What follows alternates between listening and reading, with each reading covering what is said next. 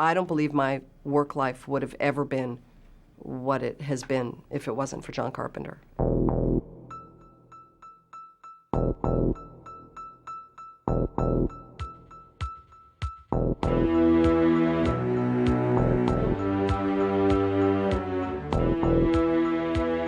He's who he is, because he is the authority. He sees the world differently than anybody else. He sees it slightly askew. He understood that in order to become successful, you had to have a name recognition. He's in the business of, he likes to, he wants to shock you.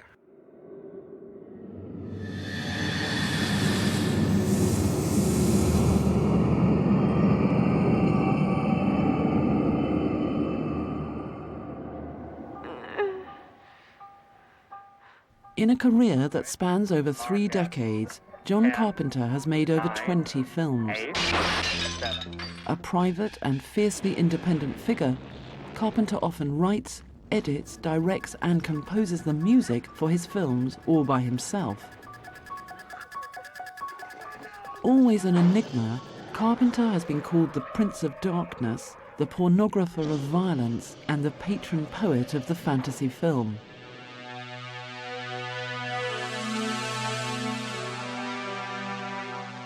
I was born in 1948 in Carthage, New York. Dad was a PhD in music, played the violin. I lived up there until my dad got a job in southern Kentucky, teaching at a university.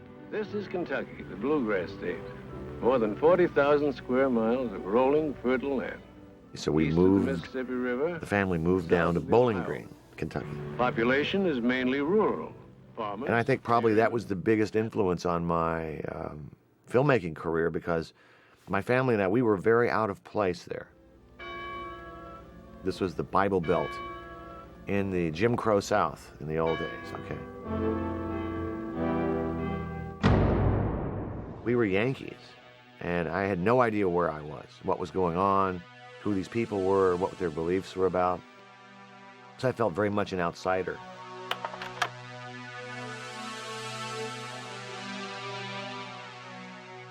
I think I found my love of life and my survival in both music and movies.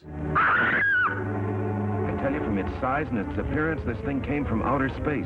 I fell in love with movies, all kinds of movies. I just loved the experience of going but watching them, and the idea that somebody would direct them was fascinating to me. I just think I discovered that when I was about 8 or 9 years old.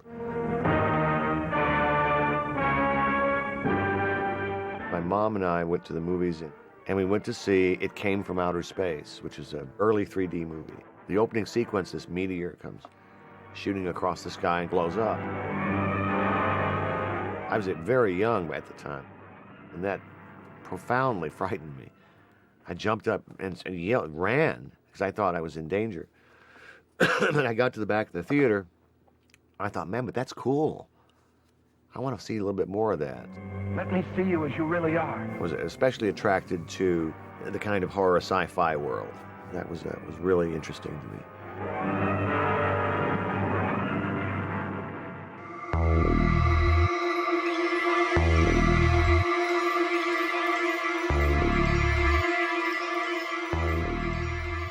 EC Comics was a big influence on me. Weird Science, yeah, things like that. Tales from the Crypt, I love that kind of stuff. John and I were probably, among the hundreds or thousands of people that were under the bedspread with a flashlight because they weren't allowed in the house. I don't know what it was like in Kentucky, but I grew up in the Bronx in a Catholic family, and I had to sneak all that stuff. But this was back in the 50s and 60s. There wasn't a lot of opportunity back then to have friends who enjoyed the same thing. It's not like it is today.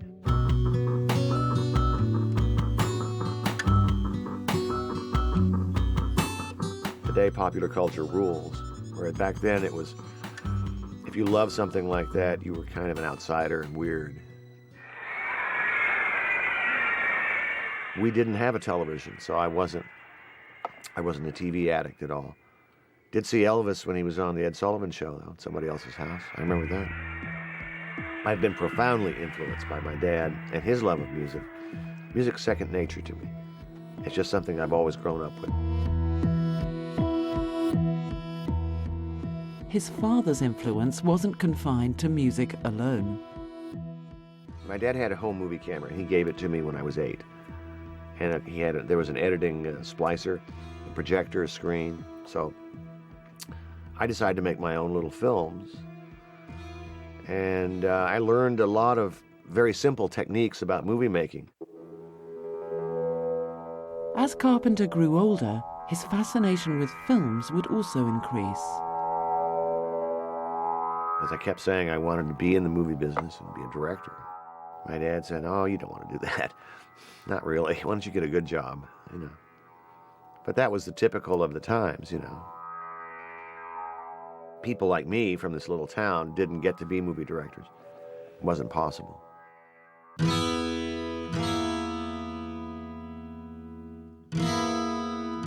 It was 1968, and I had to make a decision about what I was going to do with my life. I was making good money in the rock and roll band, meeting girls and making bucks and playing. But I thought, now's the time to do something about this love of movies. If I'm going to do something now, do it now. I got accepted at USC, which was known as the best film school in the world. So off I went. And it was a very different place in those days. This was during a lot of the unrest over the Vietnam War. So that was going on as a backdrop. Stop the bombing and stop the war. A lot of radicals going on around there. It was 1968, 69, 70. But that aside, I learned everything, every basic idea about filmmaking that I now have from film school. Camera, sound, lighting, mixing, acting, writing, editing. I bet This is it. This is the one. exactly the ones we cut used. on Bronco Billy. I mean, and why John would it... Carpenter would sit here and he'd go like this when he saw the cut. He'd go, and that'd be the cut. I met John probably in 1967, 68, when I went to film school at the University of Southern California. That was my first relationship with John. We both came out of the 60s wanting to be rock stars. We wound up creating a kind of fictitious rock group called the Coupe de Villes. And we would do the scores for some of the movies that we did. One of the earliest scores that Carpenter created was for a short student film, The Resurrection of Bronco Billy. The film was a gentle elegy for the Western. Like the young Carpenter himself, the main character is an outsider who fantasizes about becoming a cowboy hero.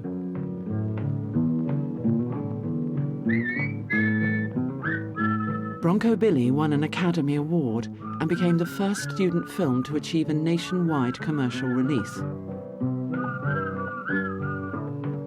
Sometimes at film schools, people would stand out.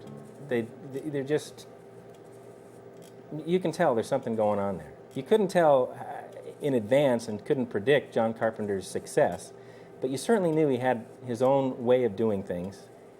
He was just plain talented. And he was also a leader in his own viewpoint of how to make a film. Carpenter, of course, was the one that really knew at a very young age how to take the tail by the horn by the tail, the something by the something, the bull by the leg. And he was the one that knew how to go into the real world and get a job. Why did he know? I have no idea. You know, that's a good question to ask John Carpenter.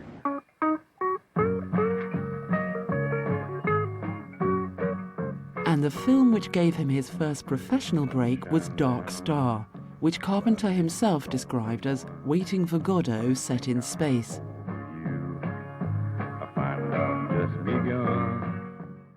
It began as a student project, which was then reworked for commercial release. We just didn't have any fear. That was the crazy thing about it. We believed that we could make a feature. And we did. Not that it's a great movie. It's painful in some ways to watch now, but when you realize for its time and realize how young we were and how little we knew, it's an interesting accomplishment. Sergeant Pinback calling bomb number 19. Do you read me, bomb? Bomb number 19 to Sergeant Pinback. I read you. Continue. Doing a science fiction movie that took place in outer space, space suits, special effects, was unheard of, really, at film school. But he had the kind of genius of Dan O'Bannon to help him in the midst of all that.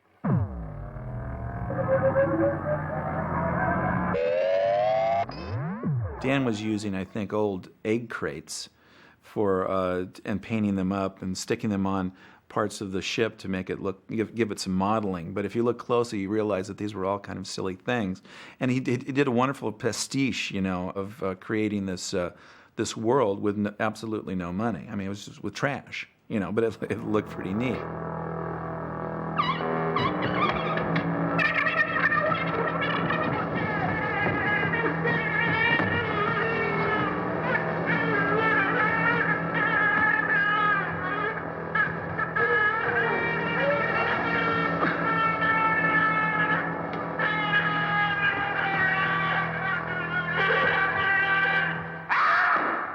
It started out as a student film.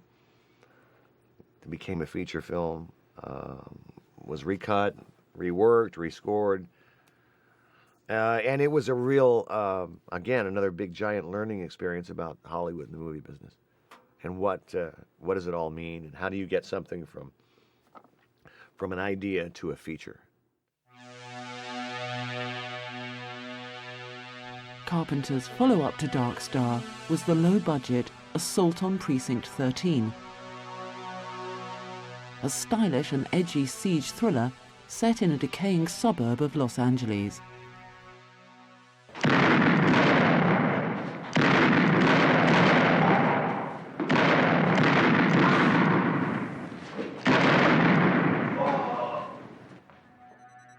That was my second film, and that was a movie that didn't get a lot of attention in the United States. It was released to mixed business and not great reviews, and but in Europe, in England, especially at the London Film Festival, it was liked. That was kind of the beginning of my career.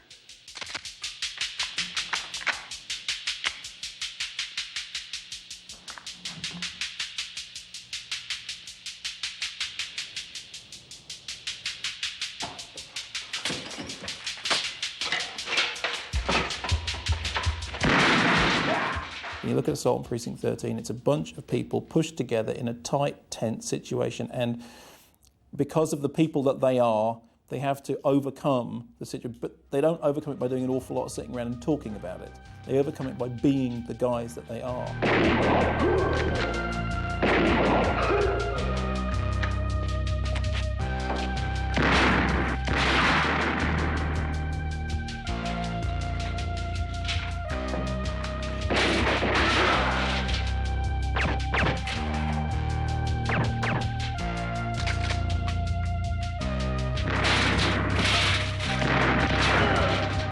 I met John when I interviewed with him to become the script supervisor on Assault on Precinct 13.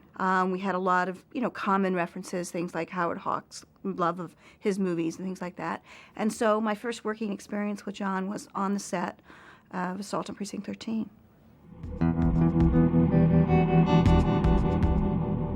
Hill and Carpenter began a romantic relationship, and she also went on to produce many of his films. The first of their collaborations was Halloween. Shot on a shoestring budget, it was for a while the most successful independent horror film of all time, and it firmly established the slasher genre in the mainstream of American movies. The film focuses on a chilling psychopathic killer, Michael Myers, who wreaks havoc in an ordinary American town, much like the one in which Carpenter was raised. When I saw Halloween, I thought it was the perfect horror movie. I thought it was the quintessential horror movie because it just stood right up and said, here it is, guys. This is what it's about. Don't worry about the causes. Don't worry about anything else. Here's this guy. He is going to get you. And at the end, order's not restored in the end of that either. He's still out there somewhere. What John said was that if you can create a real sense of these people being real. Tree-lined streets, girls walking home talking about boys, school books, knee socks, real places in real time. And give the audience enough of that screen time with those real people. When you start to introduce elements that are unreal, you will believe they're happening because you believe where you are. Michael? It is true that Michael Myers is loony in the best kind of horror film sense of the word. But the reason that Halloween works is because he's not actually even human. That at the beginning, Michael is a child. By the time he comes back, he's the shape. He's not a person anymore. So what Carpenter is doing there with his co-writer is turning madness into the supernatural thing, because Michael is so crazy, he actually ceases to be human and he becomes, you know, this immortal boogeyman.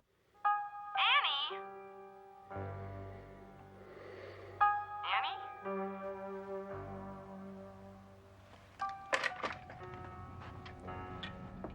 All the sort of the tropes that we now think of as terribly cliched, the killer's point of view, the build up to the shocks, the people in danger, all those things are sort of laid out in Halloween in a very straightforward way. And the problem with watching it now is that you think when you watch it now that you're watching a bunch of cliches. And of course, Halloween was the thing that made them cliches. It worked because it was so simple, because it was so straightforward. One of the reasons it is that simple is they simply didn't have a lot of money. You know, the budget was tiny and the technology was tiny that they could have, and they had one trailer for everything. They had the smallest, dumpiest little production offices on Cahuenga Boulevard in Hollywood, in the back of this building. You have to remember the spirit that the movie was being made in. And, you know, John and Deborah, these hippies, these kind of young, rock and roll kind of people. So it wasn't like it was like great filmmakers. It was just they were these kind of weird people.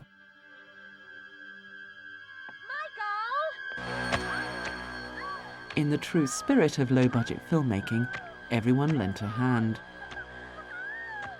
On the opening shot of the movie, I am the hands of the little boy, and who reaches in, takes the knife, and carries the knife through the house and up to the girl, the sister. One of Carpenter's old pals from film school, Nick Castle, was also roped in to play the shape itself. He always laughed because, you know, I was the nicest guy in the world. That was my thing. You know, in fact, when I was in high school, I was voted senior most friendly. But John always kind of looked at that with skepticism. He said, I know there's a dark side underneath there, Castle. And I remember him always saying that. And that's probably his kind of ironic twist on the shape, that the guy that's supposed to be the nicest guy in the world is behind the mask. And I know there's something evil there. Tommy, please! Tommy, hurry up! Tommy, please! Tommy, please! Tom, get upstairs. What is it, boy? Get upstairs, get Lindsay, lock the bedroom door. Do as I say! The boogeyman is... Hurry! What Carpenter does is to take a series of situations in which there is somebody in a situation of danger, usually a sexual situation, and just play it to the hilt. I mean, you think about the Halloween set pieces, there's really, 5 or 6 set pieces, and that's the whole film. The opening sequence with that incredible, it's not Steadicam, it's Panaglide, it's very early, has now become so imitated.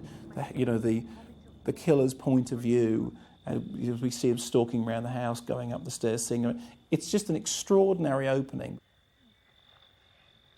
A Steadicam, or a Panaglide, is basically a camera system that attaches to the operator. It's a gyroscopic system. You wear the camera. You can use it in place of a dolly shot. You can walk up and down stairs, and it's used all the time now.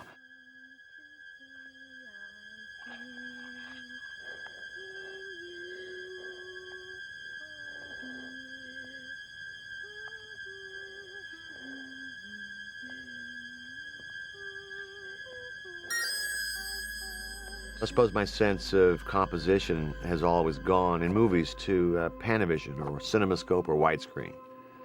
Basically, it's a rectangle. if you look at that frame size and you telescope it and you watch it from the beginning to the end, it begins to get more claustrophobic. So at the end of the movie, we're inside this closet in this small box. And so Jamie, as Laurie Strode, when she starts the movie, has a very big canvas by which to work with. And as we go through the movie, the canvas gets smaller and smaller and smaller.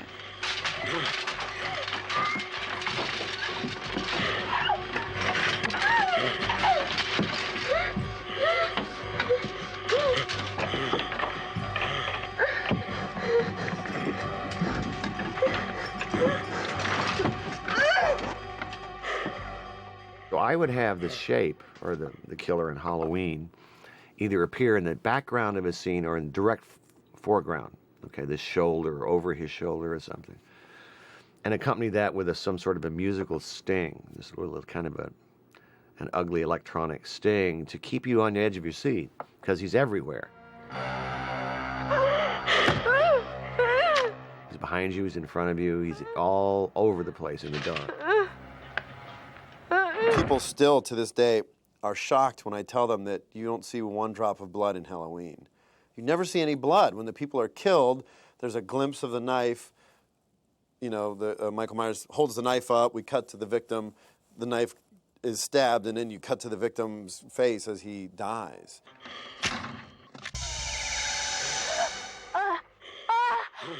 Hello? I do think that people were surprised by it. I think nowadays you know Halloween so well that you think, oh, well, nobody could be really scared by this. But when Halloween opened in cinemas, it worked because it scared audiences, not because it really impressed critics in the way that perhaps Assault on Precinct 13 did, but because it really scared audiences. And it made everyone realise that there was money to be made in their slasher hills.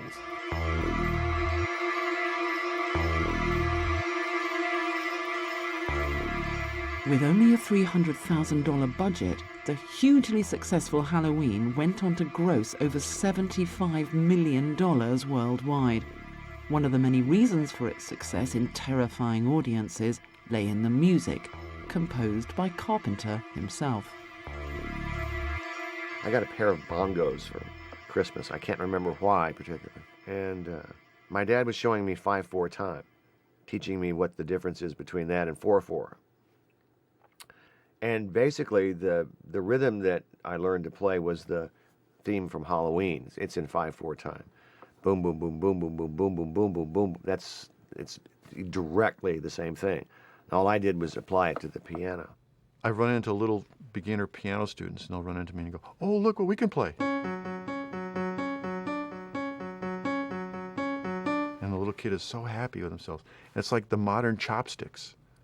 It's so simple, but when you think about it, it works.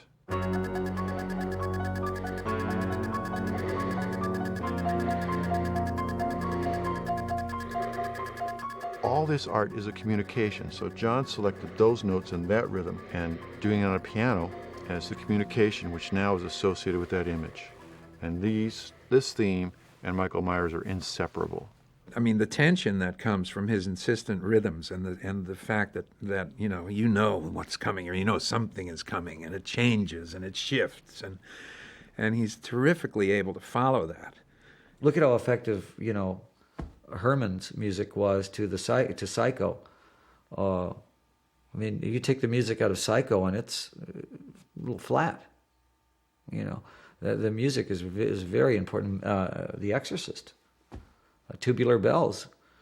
If you were Tubular Bells and didn't see the movie, you'd say, well, it's a pretty interesting song. It's kind of neat. It kind of repeats. You put it to that movie, and it's suddenly a really frightening thing.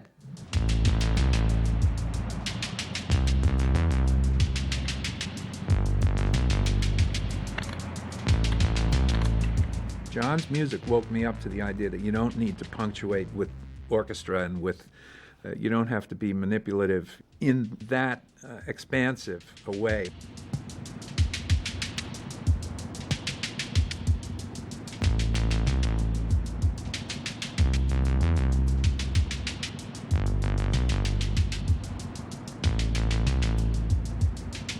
My music's like carpet. You come into an apartment, you hire me to put carpet down. I'm going to put a carpet underneath your feet. It's going to support you, but you're not going to notice it after a while. It's going to be invisible. So the music needs to be invisible. It needs to just be under there and support what it is that's going on in the scene.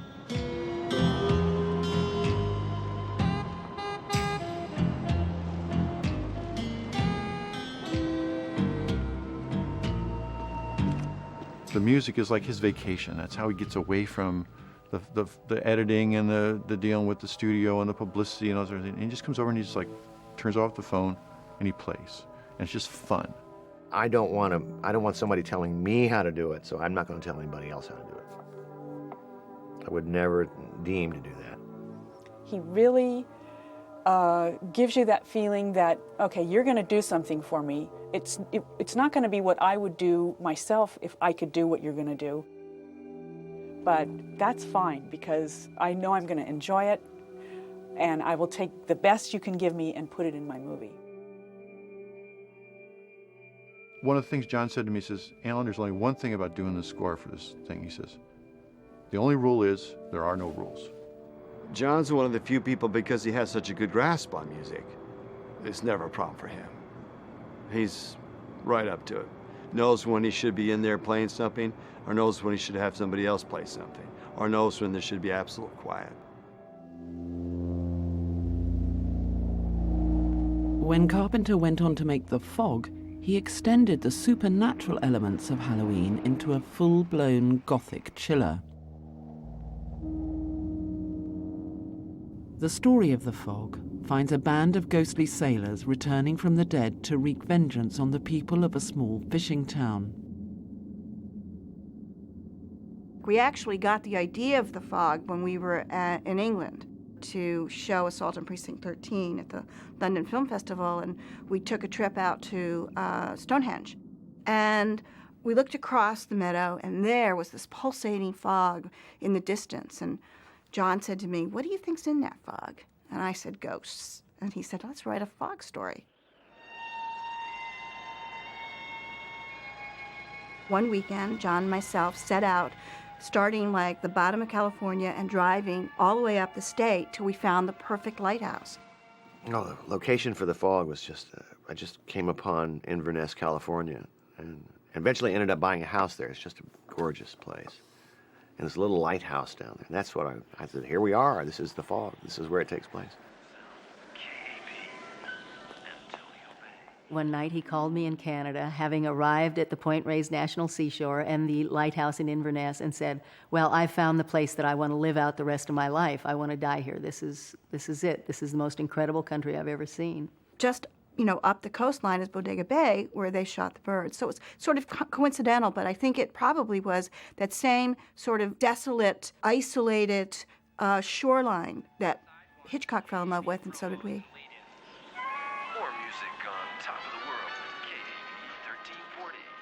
The lighthouse was down 365 steps.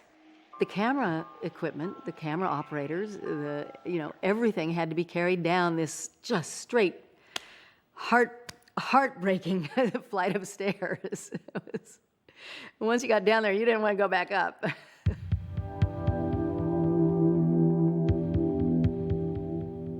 John Carpenter and Adrienne Barbeau got married prior to us shooting The Fog, and it was sort of interesting because for me, it was very difficult because John and I had been a relationship, a couple, prior to that. To be honest, my memories of The Fog really were about my friend Deborah and how difficult it was because of Adrienne. I really do feel that it was one of those things where, it was difficult. I mean, it was just difficult. And so while they were on their honeymoon, I was writing Stevie Wayne, which I think is probably the best character Adrienne's ever played, which is the star of The Fog.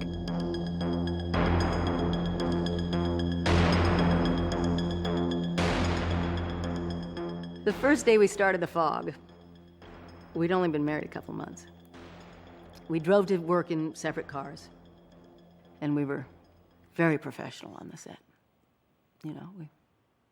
I don't think we had lunch together or anything. We were very professional. And at the end of the day, one or the other of us said to the other one, this isn't very much fun, and then we lightened up, I think I'll go to Vancouver now. John couldn't believe that I didn't get any jobs after Halloween. I got no jobs. The only jobs I got after Halloween was an episode of Charlie's Angels, where I played a lesbian golfer. They never knew I was a lesbian. I made her gay, inside, internally. And I did a Love Boat episode with my mother.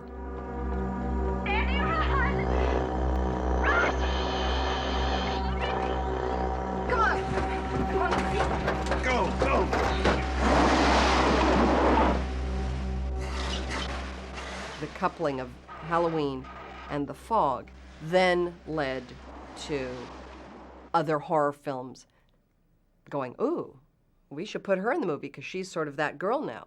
And then that's how that really took off. It was really the second movie that made that happen.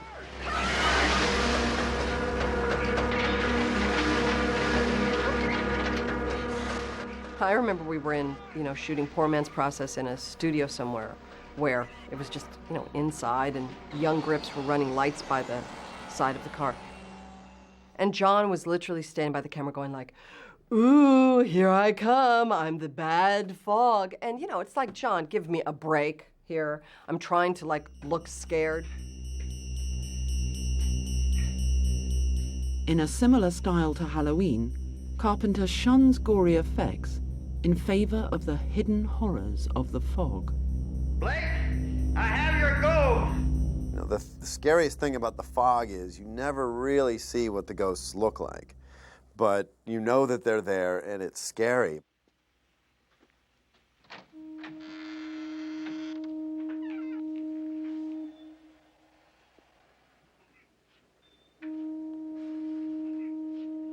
John really sets up around his characters this sense of foreboding, and it's the idea that something's going to come out of the shadow, you just don't know what. Go to your room. I want to see who it is. No. Can't I stay for 2 more seconds? Okay, I'm going.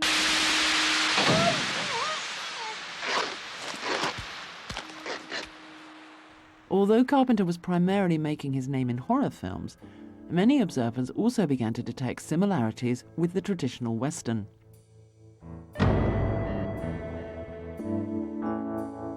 I think he basically sees a lot of these science fiction pictures, some of the horror films, as Westerns. I mean, it's such a kind of simple archetypal type of drama, the Western. He used to have a bumper sticker that says, "God bless John Wayne," on the back of his Cadillac. Loved John Wayne. One of the things that John early on expressed was a desire to remain true to the type of movies that he wanted to make and the way he wanted to make them. I got in this business to make Westerns, and by the time I got in, they weren't making them anymore, unless they were Clint Eastwood. Carpenter's love of Westerns dated from childhood, particularly those of Hollywood veteran Howard Hawks, such as Rio Bravo and Red River. I had seen movies that he had made, but was unaware of him or how they connected with other films. And all of a sudden in film school, we had a retrospective. We saw all of his work from the silent films on, and it was a stunner to me. This man is unbelievable. It is true of a number of Carpenter's best films, and it's also true of a number of, Hawks' best films. And it's guys doing stuff is what makes the film go forward.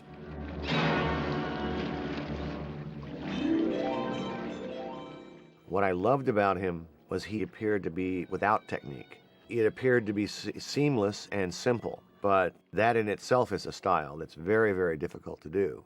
So I studied his angles and his way of staging and what his concerns were.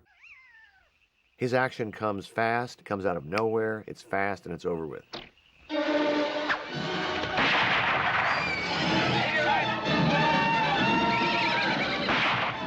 And I've stolen from him as many times as I possibly can. There was a scene where a policeman throws a gun to a cop, and that's right out of Howard Hawks.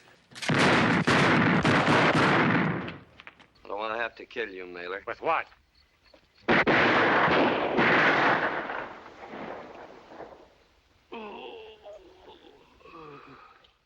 The Western thing is it's people at the very edge of civilization, and that is true of an awful lot of horror films, is that they're people in extremis.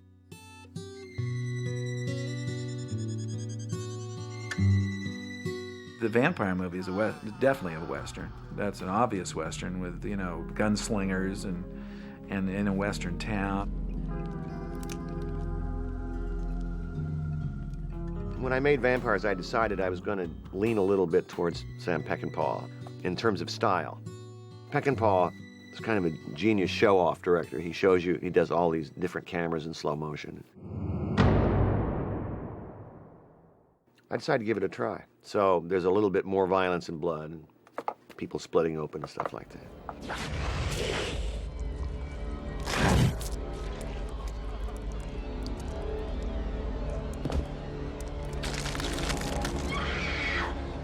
When nearly all the members of his vampire hunting team are massacred, the hero, played by James Woods, sets off in pursuit of revenge. Working with James Woods was interesting on Vampires. He was a non-traditional choice for an action hero. And he always wanted to play an action hero. He said, look, for years in my career, I've always gone through the door, the second or third person through. I usually have a suit on. I'm following Jodie Foster. I'm either the bad guy, or I want to go through first with sunglasses on and a gun.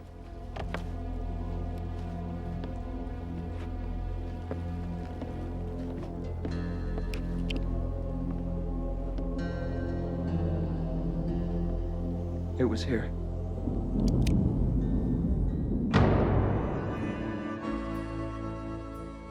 Another of Carpenter's action heroes, the character of Snake Plissken, was also modelled on the cowboy outlaws of the West. Plissken is played by former Disney Studios child actor Kurt Russell, whom Carpenter helped to propel into the major movie league. S.D. Plissken, American, Lieutenant, Special Forces Unit Black Blight. 2 Purple Hearts, Leningrad and Siberia. Youngest man to be decorated by the President. He robbed the Federal Reserve Depository. Life sentence, New York Maximum Security Penitentiary. I'm ready to kick your ass out of the world, war hero. When he cast Lee Van Cleef, I just immediately thought this would be great to recall some of the movies that Van Cleef had done with Clint Eastwood. And I immediately said, you know, I hear Clint Eastwood as Snake Plissken in this kind of a movie with Lee Van Cleef.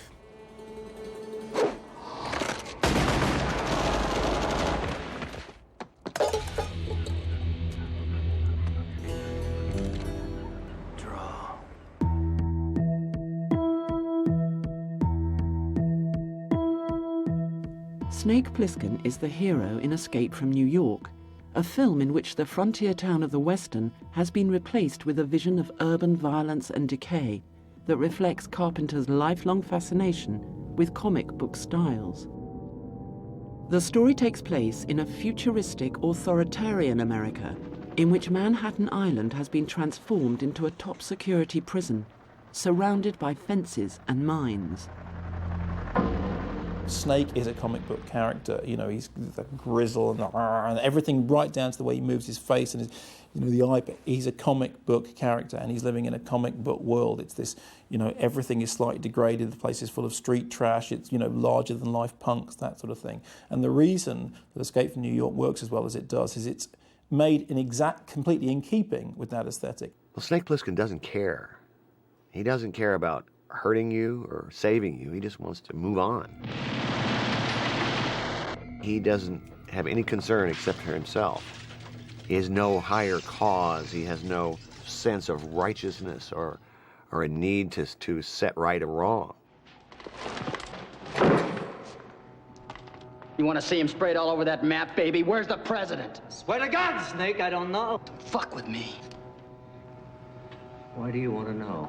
I want him. I think that there's something about Snake Plissken that all boys and men sort of like. They sort of like to be like that. They'd like to live a day like Snake anyway. I know I would.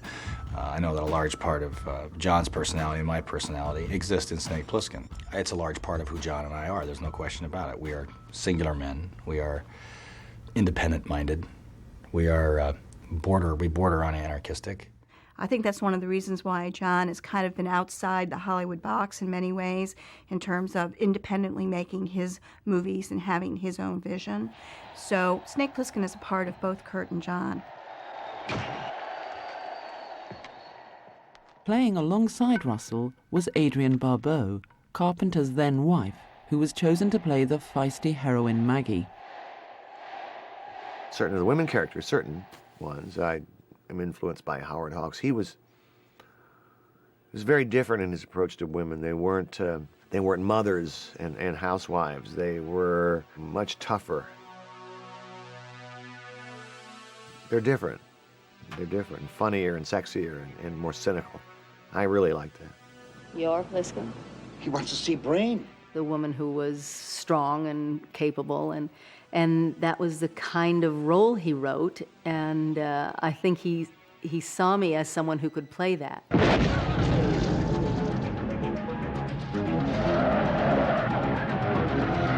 gotta slow down a little, Snake. I think they're 3 miles ahead, Snake. You think?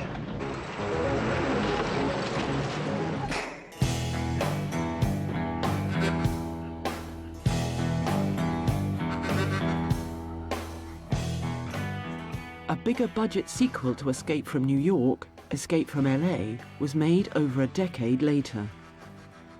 Its immediate inspiration was the California earthquake in 1994. As with The Big Apple, Plissken's adventures in The Big Orange find him once again mixing it up with a wild assortment of friends, fiends, and foes. We hadn't worked together in a long time, I don't know, 7 years maybe. And he said, action. I came down the hill, or whatever it was. I came down the hill, did the look at the sign or something, walked on, cut, and it was like we had finished Escape from New York on Friday and started Escape from LA on Monday. It was like we had the weekend off.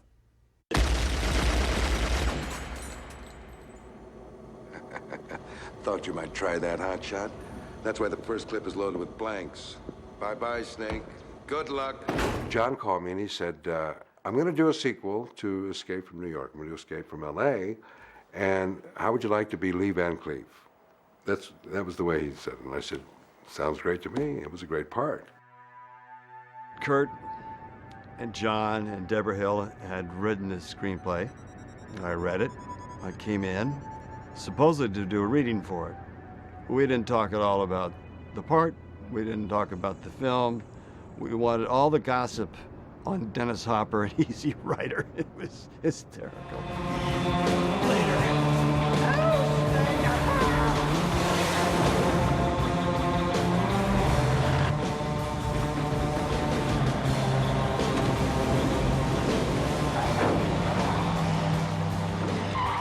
The pay wasn't bad.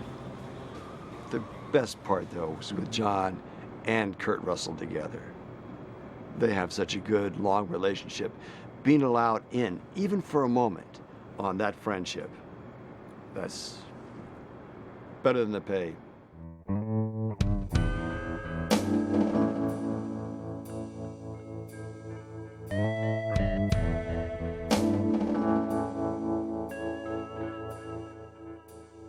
John's an extremely loyal person who gathers around him time after time a team that he trusts, that he enjoys working with, that he knows will deliver. Because John has a tendency to work in a sort of a lower budget range. And so therefore he knows he needs people who are willing to go above and beyond the call to help him get his vision on the screen. And in order to do that, in that kind of intensely emotionally and physically stressful situation, it's always nice to have people around you while you're working that you can trust. John's way of making it is you create this family, you know, and you know what to expect of everybody. try to have a good time on the set. It's always been my philosophy. Make it a nurturing experience, but that's not always possible with some personalities. Some people need different things to create, and oftentimes it's adversity, or they need to create adversity. When we were doing Village of the Damned, I remember there was a little power struggle there for a moment. And John said, well, you know, I'll be in my trailer when you guys want to do my movie. And he went in there and stayed there until everybody decided, oh, yes, that's right, it's John Carpenter's movie. So, you know, then everybody showed back up on the set. Notice how I didn't name names. I've seen him get hot with actors a couple times, and I would not want to have him hot at me. He's pretty scary. He may not know it, but he's a tough, skinny little white guy. You know what I mean? He's scary. He's really smart. He's like one of those smart guys that, when they come at you, you're heavily outgunned, and you know it. I saw a picture of him in the newspaper today in Los Angeles. It scared me. He's somehow inhabited these movies a little bit, and you know, I mean, these movies come from his head, so there's got to be something wrong with it.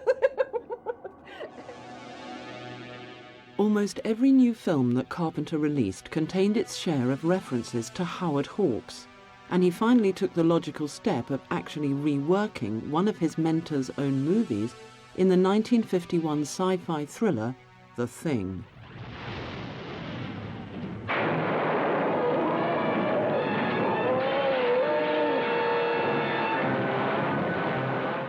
The film's plot concerns a polar expedition that discovers the frozen remains of an alien spaceship.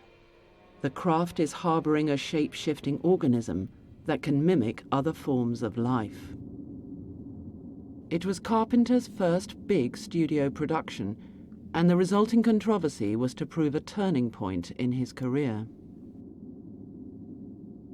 Up until, quite late in his career, Carpenter was quite happy to play with fairly low budgets and to be experimental and to do, to push everything as far as possible. The best bits of Halloween or the best bits of Assault on Precinct 13 are things that are done really, the best bits of Dark Star, done on a really, really tight budget, and they have to be inventive. Of course, with the advent of the late 70s and early 80s and filmmakers like George Romero, suddenly audiences got a taste for gore.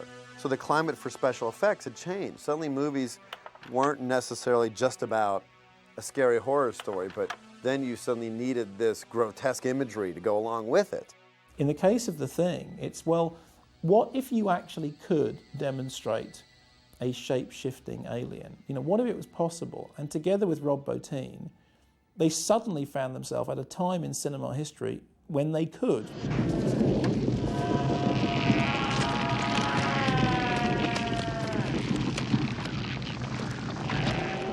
I think it's one of the very few special effects movies in which you genuinely go, oh! I mean, I remember seeing it for the first time, and the sequence in which the guy's head falls off and the spider legs come out and the head scuttles across the floor, and somebody looks at it and says, "You've got to be kidding." And that's the point of the film. The point of the film is you can't believe you're seeing this stuff.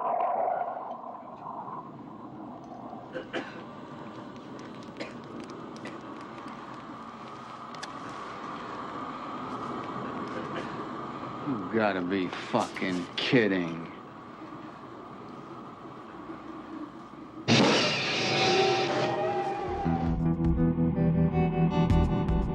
After a long and arduous shoot, The Thing was finally released to an unexpectedly hostile reception.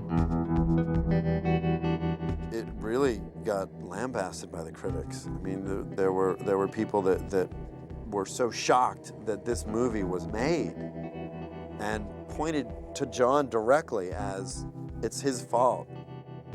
How could this guy make this movie when E.T. is out and E.T. has everyone feeling good about themselves and happy, and then suddenly this movie comes out with this shape-shifting creature that's dark.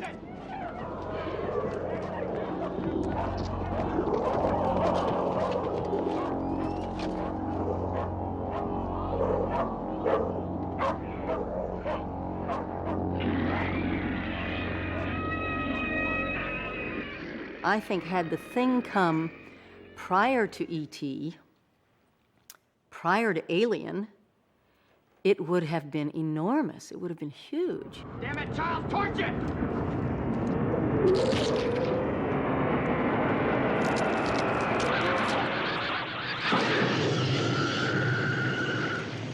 I just think that John wanted to make a very intense character study, and then he had this maverick effects artist who brought all these creations to set, and John really gave them the freedom to execute the effects. The effects ended up, of course, in the movie, and it changed the way people looked at films for a long time. Clear! Clear.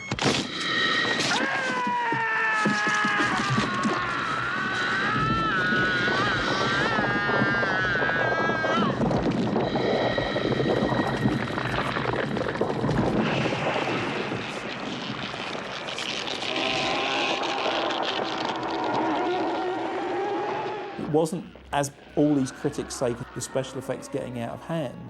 It was somebody, embracing what was possible and stretching the genre absolutely to its limit. We said this is not going to be appreciated for 20 years because this monster's so bad. He's so ugly. They're not going to see the story about 12 guys in paranoia. It's just a story about paranoia and the breakdown of human beings believing in each other. I caught a lot of criticism for what they call graphic violence. They call me the pornographer of violence on the thing, which at the time I was a young guy. Look, it really shook me up. If you'd made a film that was that good, if you'd sat there in the editing room and looked at it before anyone else had seen it and gone, okay, right, now let's show it to them, and then it had got thrown to the walls like it did, you'd retire. I mean, it's the sort of thing that makes people give up making films. It's the sort of thing that makes you go, for heaven's sake, what do you want? The irony of all that is the fact that recently, since The Thing has been released on Laserdisc and DVD, it has had a huge resurgence. And if you talk to anybody about that movie, that's on their top 10.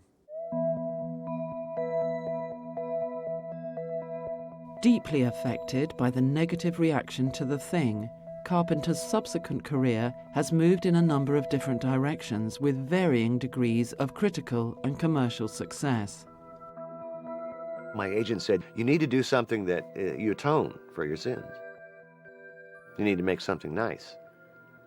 So Starman, a movie later, I did Christine, then Starman came along. He said, it's going to be perfect. People will like you again. You can show them that you can make a nice romantic comedy. Has kind of a nice sentimental scene in the end, and it's sweet. Really, nobody dies. I think a lot of why Starman was his next film was to prove to a lot of people that, yes, John Carpenter is a filmmaker. He's not out to just, tell all these really bleak, dark, desolate films, that he actually has a lot of different kind of movies in his repertoire. I don't think Carpenter is a pessimist. I think actually he's a pretty optimistic guy. He's a guy having fun, even in his darker moments. These guys are always fun to be with, because I guess maybe they get rid of all their demons doing their movies, but they're never depressing. I've known more comedians that are depressing than horror guys.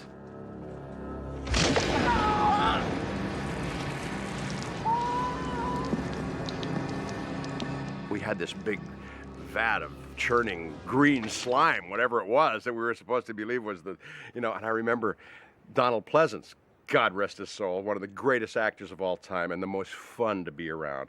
Here was a scene, it was on all of us as we're looking in this thing, and he's telling us biblically what happened to the deep, dark soul of God as it's churning through the cosmos and whatever he's saying, Don't you feel it? And while he's doing it, and we're all, like a dream, listening, and really, and he's going, the deep, dark, and he's making these faces, and I'm telling you, it was the hardest thing just not to howl at this guy. He was adorable. The minute you bring out a severed arm or blood or vampire teeth, people start having a great time because it's so silly. In person, all the stuff that you see on the screen is a real joke. It's hilarious. George Romero told me that all these film critics would attack his movies, but when they would come to visit him on the set, they all wanted to be the zombies. They wanted to put on the makeup and walk around and eat flesh.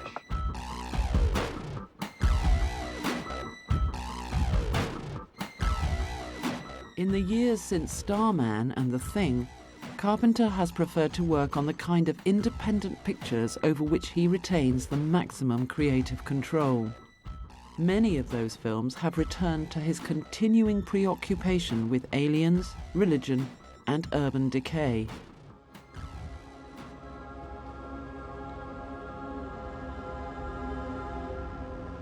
I'm fascinated by religion in films. I'm always dealing with the Prince of Darkness and the Fog, and a lot of these movies have priests, and it's about religion. It's so wonderful what you're doing, Father. Opening the church again.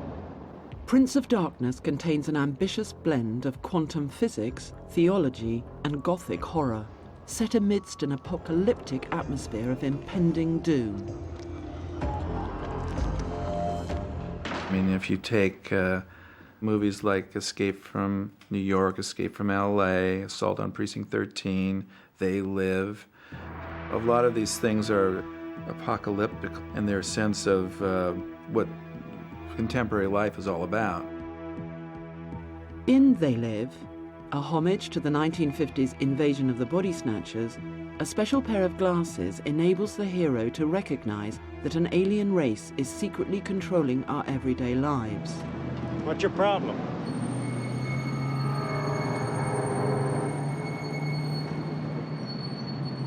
I said, what's your problem?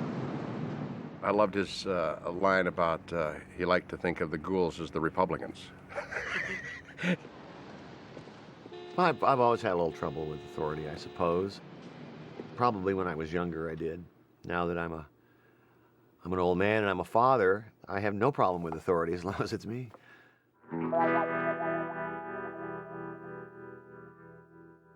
As Carpenter continues to follow his independent line, films such as In the Mouth of Madness, Village of the Damned, and The Ghosts of Mars continually reaffirm the unmistakable Carpenter trademarks of outstanding technical skill and rigorous directorial control. Action!